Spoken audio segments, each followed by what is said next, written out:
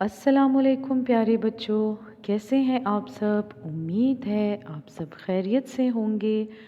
मैं हूँ आपकी टीचर फ़ाइज़ा। तो प्यारे बच्चों, पिछली बार हमने कायदा तोहफ़ा में से कौन सी कहानी पढ़ी थी। चलें मैं आपको एक हिंट देती हूँ। ये कहानी एक परिंदे के बारे में थी।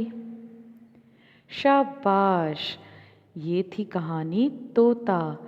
तो चलें आए अब मैं इस कहानी की दोहराई करवाती हूँ।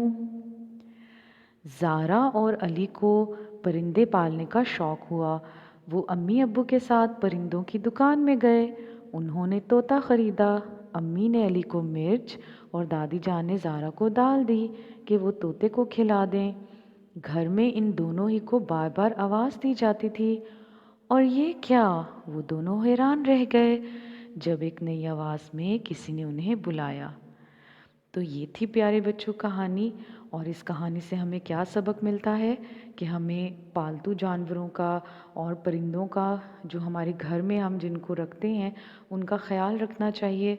जैसे अली और ज़ारा तोता लेकर आए अपने घर में और सब ने मिल के ख्याल रखा। अम्मी ने, दादी अम्मी ने, ज़ारा ने, अली ने उनको दाल और मिर्च खिलाई।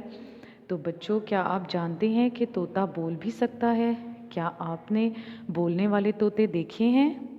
आप मुझे ज़रूर बताइएगा।